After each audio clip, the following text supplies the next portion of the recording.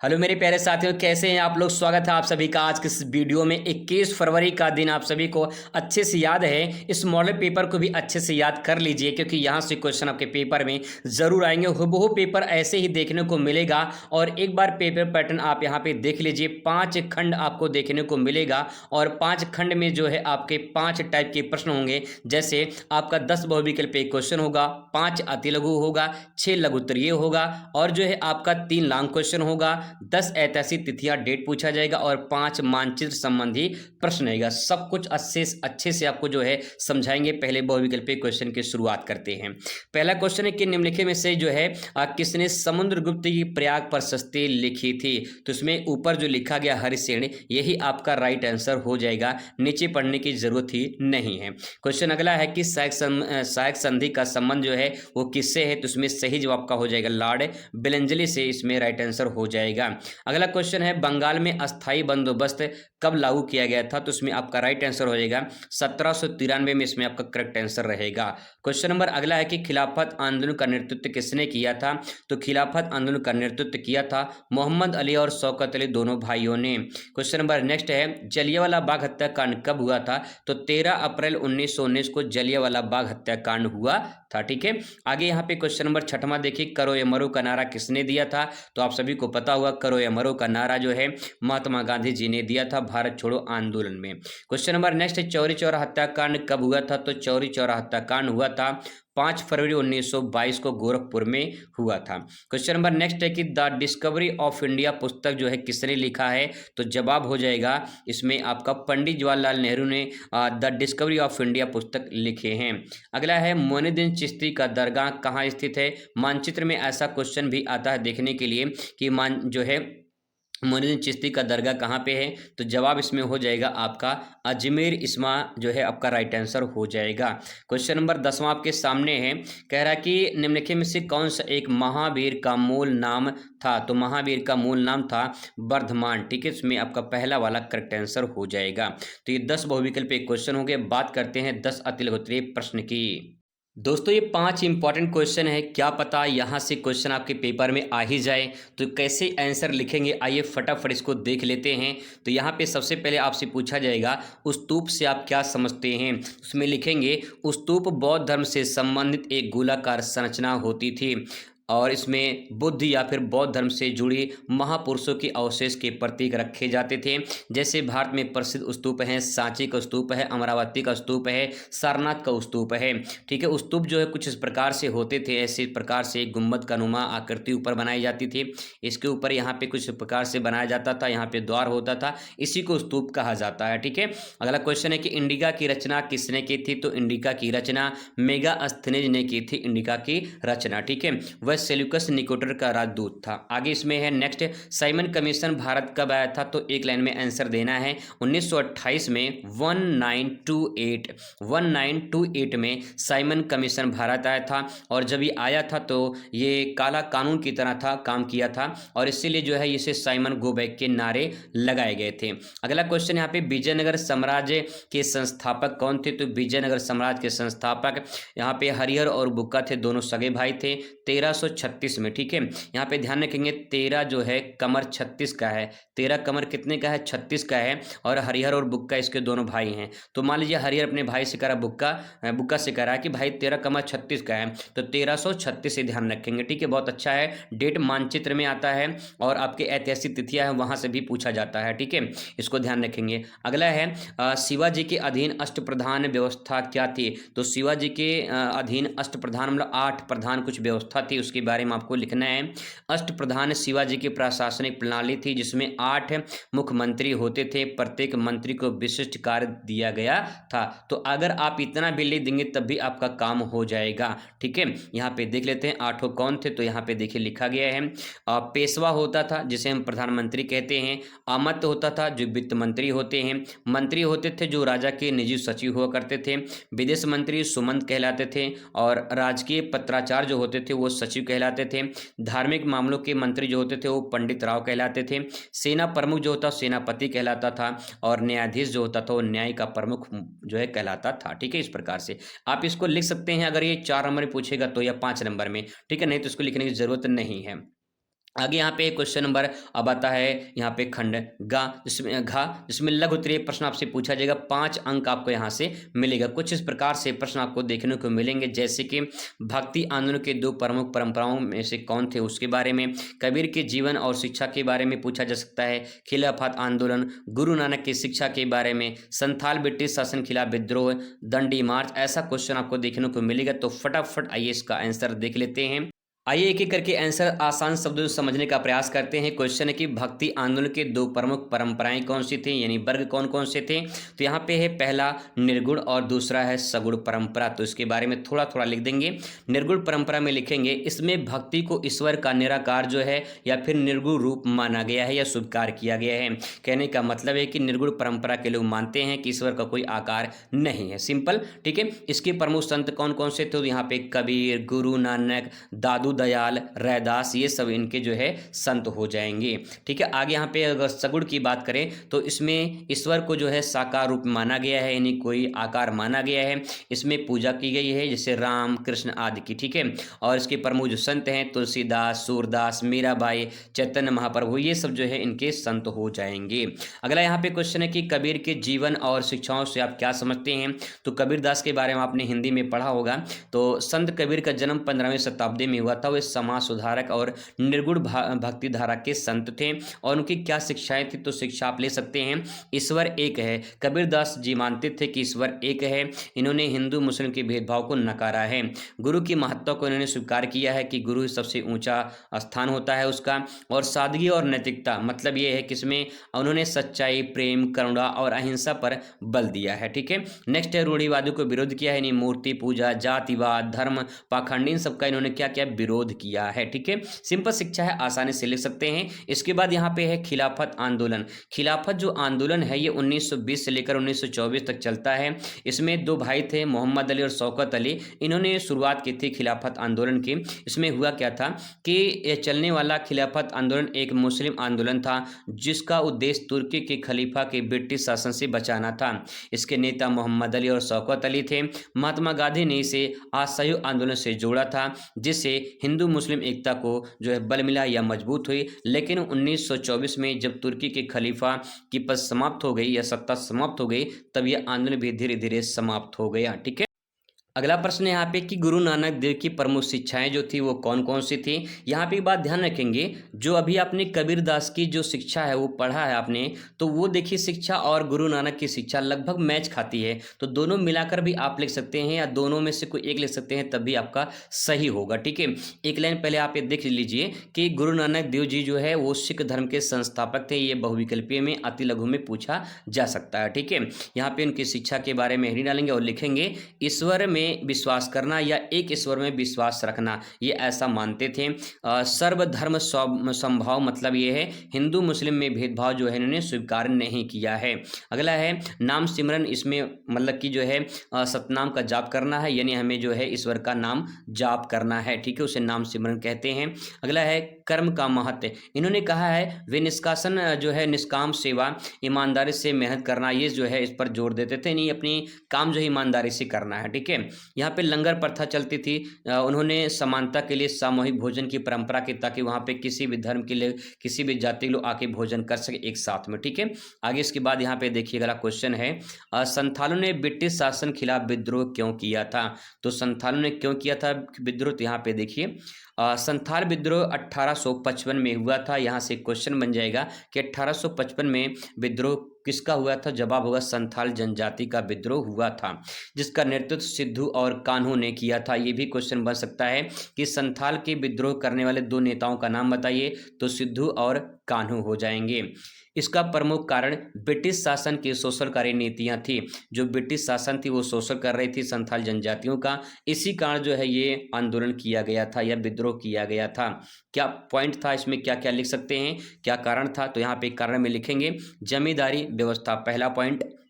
जमींदार लोग क्या करते थे, शोषण करते थे, जिसका कि इन्होंने क्या किया था, विद्रोह किया था। अगला यहाँ पे ब्रिटिश शासन का जो है उपेक्षा की गई, यानी ब्रिटिश शासन क्या करते थे, गरीबों के बजाय अमीरों का जो है साथ देने लगी और फिर इसके बाद जो है उनका शोषण होने लगा गरीबों का। अगला है जबरदस्ती श्रम और अत्याचार, यानी जबरदस्ती उनसे काम कराया जाता था, बंधुआ मजदूर की तरह काम कराते थे, तो इस प्रकार से अत्याचार हुआ था जिसके कारण संथालों ने विद्रोह किया था। ठीक है, आगे इसके बाद दांडी मार्च है। दांडी मार्च में आप लिखेंगे, यानी इसे नमक सत्याग्रह के नाम से भी जाना जाता है, तो नमक सत्याग्रह भी आपसे पूछा जा सकता है। दांडी मार्च या नमक सत्याग्रह आंदोलन की शुरुआत जो होती है ये 12 मार्च से चलता है। 12 मार्च 1930 से 6 अप्रैल 1930 तक चलता है और ये गांधी जी के द्वारा बहुत बड़ा आंदोलन शुरू किया गया था। एक ऐतिहासिक सत्याग्रह था जो ब्रिटिश सरकार के खिलाफ नमक कानून के खिलाफ था। गांधी जी ने अहमदाबाद के साबरमती आश्रम से 78 अनुयायियों के साथ में, या फिर सहयोगी लिख सकते हैं इसकी जगह पे, 78 सहयोगी के साथ में यात्रा शुरू की थी। दांडी मार्च 6 अप्रैल 1930 को समुद्र के किनारे दांडी पहुंचकर नमक बनाकर उन्होंने कानून तोड़ दिया और वहीं से शुरुआत होती है सविनय अवज्ञा आंदोलन का। ठीक है, ऐसे हो जाएगा क्वेश्चन। इसके बाद होता है आपका लॉन्ग क्वेश्चन। लॉन्ग क्वेश्चन में जो है आपको यहाँ पे कम से कम 2 से लेकर 3 पेज में आपको आंसर लिखना पड़ेगा। 10 अंक का आपको यहाँ से मिलेंगे। ठीक है, 30 नंबर आपको यहाँ पे पूरा टोटल मिलेगा। यहाँ पे जैसे क्वेश्चन पूछा कि भारत छोड़ो आंदोलन के क्या कारण थे, वह क्यों असफल हो गया था, तो यहाँ पे इसका अगर क्वेश्चन नहीं आएगा तो अथवा करके नीचे भी क्वेश्चन आपको मिल जाएगा। असहयोग आंदोलन 1920 में कार्यों और परिणामों का वर्णन कीजिए। ठीक है, इसके बाद यहाँ पे कह रहा है कि भारतीय संविधान की प्रमुख विशेषताओं की विवेचना कीजिए। सूफीवाद और भक्ति काल में अंतर बताइए, दोनों में क्या विशेषता है इसके बारे में बताइए। महावीर के जीवन और उनकी शिक्षाओं के बारे में बताइए।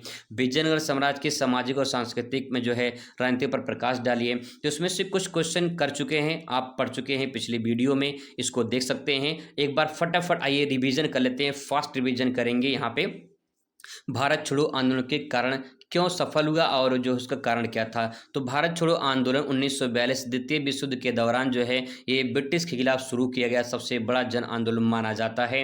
अब यहाँ पे क्या कारण रहा होगा इस आंदोलन को शुरू करने का, तो आप यहाँ पे कारण लिखेंगे। हेडिंग आप देख लीजिए, ब्रिटिश शासन की दमनकारी नीति। ब्रिटिश शासन की दमनकारी की नीति का मतलब ये है कि बिना भारतीयों की अनुमति के उनको द्वितीय विश्व युद्ध में झोंक दिया जाता था, तो ये भी दमनकारी नीति थी। दमनकारी नीति का मतलब बिना बताए जो है उनको मार देना या फिर उनको गमन कर देना, इस प्रकार से। ठीक है, क्रिप्स मिशन की असफलता। क्रिप्स मिशन की असफलता में इसमें आप लिख सकते हैं कि 1942 में आया क्रिप्स मिशन भारत स्वतंत्रता देने में विफल रहा और इससे असंतोष भी बढ़ गया। ठीक है, आगे है महंगाई और जो है अकाल। महंगाई और अकाल का मतलब यह है कि ब्रिटिश शासन गलत नीतियों का जो है कारण भयंकर जो है अकाल ने सूखा पड़ गया था और चारों तरफ जो है कहीं न कहीं एक ऐसा माहौल था जिससे लोग भुखमरी, बेरोजगारी, गरीबी के आलम में जी रहे थे। ठीक है, आगे इसके बाद यहाँ पे लिख सकते हैं स्वतंत्रता की मांग भी सबसे बड़ा वहाँ पे आंदोलन था उसके कारण। ठीक है, इसके बाद यहाँ पे जो है ये असफल क्यों हुआ, असफल के पीछे कारण क्या था, तो देखिए नेताओं की जो बड़े बड़े नेता थे उनकी गिरफ्तारी होने लगी, जैसे गांधी जी, पटेल, नेहरू, इन सबकी गिरफ्तारी होने लगी। दूसरा, ब्रिटिश धीरे धीरे दमन करने लगी, यानी जो आंदोलन करने वाले थे उनको जो है कहीं न कहीं इधर उधर जेल में बंद कर रहे थे, गोलियां चला रही थी, मार रही थी, तो इस प्रकार से दबाने का जो है काम किया जा रहा था ब्रिटिश के खिलाफ से। अगले इसके बाद जो है यहाँ पे नेतृत्वहीनता। नेतृत्वहीनता का मतलब कि गांधी जी के अलावा कोई और ऐसा नेता या कोई ऐसा व्यक्ति नहीं था जो अच्छे से नेतृत्व कर सके। अगला है संगठन की कमी। पूरा देश एक साथ आया लेकिन पूरा सहयोग नहीं मिल पाया, तो संगठन की कमी देखने को मिली है। समर्थन का भी सहयोग नहीं है, सैनिक भी जो भारत सेना थे उतना सहयोग नहीं किए, समर्थन नहीं किए, जिससे असफल हो गया। तो इस प्रकार से अपने सेंटेंस बना के ले सकते हैं। फिर अथवा करके यहाँ पे क्वेश्चन है कि असहयोग आंदोलन 1920 पर इसका जो है टिप्पणी लिखिए, तो उसमें लिख सकते हैं असहयोग आंदोलन 1920 में महात्मा गांधी द्वारा शुरू किया गया एक आंदोलन था। ठीक है, और इसके बाद इसमें कौन कौन से कार्य किए गए थे, तो सरकारी स्कूलों, कॉलेजों और अदालतों को बहिष्कार कर दिया गया था, यानी इसको त्याग कर दिया गया था। नेक्स्ट है सरकारी नौकरियों, उपाधियों को त्यागने के बाद अपील की गई थी और विदेशी वस्त्रों को बहिष्कार किया गया। ब्रिटिश जितने भी उत्पाद थे उनका बहिष्कार किया गया, त्याग कर दिया गया, ताकि जो है अंग्रेजों को लगे कि हम उनका सहयोग नहीं कर रहे हैं। इसके बाद यहाँ पे 2 पॉइंट और लिख सकते हैं कि खादी वस्तुएं जो थी और विदेशी जो वस्तुएं थी, स्वदेशी वस्तुएं जो थी उसको अपनाने पर जोर लगाया गया। ठीक है, कि अपने घर का सामान यूज करिए, अपने देश का सामान यूज करिए, अंग्रेजों का सामान मत उपयोग करिए, ऐसा जोर दिया गया। किसानों और मजदूरों का भी अन्याय के खिलाफ जो है खड़े हुए और काफ़ी हद तक जो है सफलता मिली, लेकिन धीरे धीरे जो है वो कहीं न कहीं इनके साथ अन्याय होने लगा। ठीक है, परिणाम में आप ले सकते हैं क्या परिणाम रहा, तो यहाँ पे देख पाएंगे परिणाम में ब्रिटिश सरकार सबसे बड़ा आर्थिक नुकसान हुआ, ये परिणाम निकल कर आया। ठीक है, जनता में राष्ट्रीय की भावना जो है वो देखने को मिली। चौरी चौरा हत्याकांड भी ये कारण भी कहीं न कहीं समाप्त हो गया। इसके बाद जो है स्वराज की जो मार्ग है वो प्रशस्त हुआ, यानी देश में जो है अब आज़ादी मिल जाएगी, ऐसा कुछ लोग को एहसास होने लगा। ठीक है, अगला क्वेश्चन यहाँ पे भारतीय संविधान की प्रमुख विशेषताओं के बारे में बताइए। तो भारतीय संविधान जो है एक लिखित संविधान है। पहला पॉइंट, ये लिखित संविधान है और सबसे बड़ा संविधान लिखित संविधान के रूप में माना जाता है दुनिया का। इसमें संप्रभु, समाजवादी, धर्मनिरपेक्ष, लोकतांत्रिक गणराज्य के मुख्य बातों को इसमें शामिल किया गया है। संघीय ढांचा का मतलब इसमें यह है कि केंद्र और राज्य सरकार दोनों जब मिलकर काम करते हैं तो इसे संघीय ढांचा कहा जाता है। ऐसा मौलिक अधिकार, ऐसा संविधान में कहा गया है। फिर यहाँ मौलिक अधिकार हैं कुछ, यानी नागरिकों को कुछ स्वतंत्रता, समानता, धर्म, संस्कृति आदि से संबंधित कुछ मौलिक अधिकार दिए गए हैं। इसके बाद यहाँ पे कुछ और पॉइंट है जिसे आप लिख सकते हैं। न्यायपालिका की स्वतंत्रता है, संविधान लचीलापन और कठोर है। लचीलापन का मतलब इसमें संविधान में कोई परिवर्तन कर सकते हैं और परिवर्तन करना कठिन है, इसलिए कठोर कहा गया है। ठीक है, संसदीय प्रणाली है भारत में, और संसदीय प्रणाली इसमें प्रधानमंत्री और मंत्रिमंडल संसद के प्रणाली के सदस्य माने जाते हैं। ठीक है, आगे है सामाजिक न्याय पर बल दिया गया है। तो यहाँ पे सामाजिक न्याय पर बल देने का मतलब ये है कि संविधान सामाजिक समानता और दलित महिला, अल्पसंख्यक विशेषकर अवसर प्रदान करता है। ठीक है, इसके बाद अथवा करके क्वेश्चन है कि सूफी और भक्ति आंदोलन में अंतर बताइए और उसकी विशेषताओं के बारे में बताइए। तो यहाँ पे आंदोलन देखिए, इसका अंतर देख सकते हैं। सूफीवाद जो है इस्लामवादी के मानते हैं, इस्लामवादी हैं, और ये हिंदू धर्म को मानते हैं। ठीक है, ईश्वर की अवधारणा के बारे में बात करें तो ये अल्लाह को प्रेम पर जो है बल देते हैं, ये रामकृष्ण शिव की भक्ति पर बल देते हैं। अगर प्रमुख संत के बारे में बात करें तो निजामुद्दीन औलिया, ख्वाजा मोइनुद्दीन चिश्ती, ये जो है हो जाएंगे प्रमुख संत, और वहीं पे कबीरदास, तुलसीदास, सूरदास, मीराबाई इसके संत हो जाएंगे। अगर वहीं बात करें संगीत और नृत्य की तो यहाँ पे कव्वाली, सूफी संगीत ये सब जो है गाए जाते हैं। यहाँ भजन कीर्तन जो है वो गाए जाते हैं। ठीक है, इस प्रकार से अंतर हो जाएगा। फिर यहाँ पे सूफीवाद की विशेषताएं आप यहाँ पे लिखेंगे, विशेषता क्या है। तो सबसे पहले सूफीवाद की विशेषता क्या है, प्रेम और ध्यान द्वारा ईश्वर को प्राप्त करना, पहली विशेषता। दूसरा, धार्मिक सहिष्णुता और सामाजिक समानता। इसमें आप एक ले सकते हैं कि सूफीवाद में जो है समाज को समान माना गया है। दूसरा, कव्वाली और संगीत पर बल दिया गया है। तीसरा, इस्लामिक धार्मिक कट्टरता के खिलाफ जो है कहीं न कहीं आवाज उठाई गई है। ठीक है, आगे इसमें लिख सकते हैं भक्ति आंदोलन के बारे में। तो जो भक्ति आंदोलन है ये सरल भाषा में भक्ति और ईश्वर की उपासना करता है। ठीक है, दूसरा, जातिवाद और धार्मिक जो पाखंड है इसका विरोध करता है। निर्गुण और सगुण भक्ति के परंपरा के लोग इसमें शामिल हैं और हिंदू मुस्लिम एकता पर इसमें बल दिया गया है। ठीक है, इस प्रकार से इसके बारे में ले सकते हैं। फिर इसके बाद 24 नंबर क्वेश्चन है कि महावीर स्वामी की शिक्षा के बारे में बताइए, उनके जीवन के बारे में बताइए। तो आप यहाँ पे लिखेंगे महावीर स्वामी जैन धर्म के 24वें तीर्थंकर थे। उनका जन्म 500, यहाँ पे सेंटेंस ये गलत लिखा, 540 रहेगा। ठीक है, 540 में हुआ था। 540 में वैशाली के कुंडग्राम में हुआ था, बिहार में हुआ था। मानचित्र में क्वेश्चन पूछा जाता है। जब वो 30 वर्ष के थे तो वह जो घर है अपना वो त्याग दिए थे, और 12 वर्ष के बाद जो है वो केवल ज्ञान, मतलब 12 वर्ष के बाद जो है उनको ज्ञान प्राप्त हुआ था। ठीक है, फिर इसके बाद उनकी प्रमुख शिक्षाएं हैं। तो शिक्षाओं में क्या है, उन्होंने कहा है कि अहिंसा, मतलब हमें हिंसा नहीं करना चाहिए, सत्य हमेशा हमें सत्य बोलना चाहिए, अस्तेय हमें चोरी नहीं करना चाहिए। ठीक है, किसी वस्तु का बिना पूछे लेना नहीं चाहिए। ब्रह्मचर्य मतलब अपने इंद्रियों पर और अपनी इच्छाओं पर जो है नियंत्रण रखना चाहिए।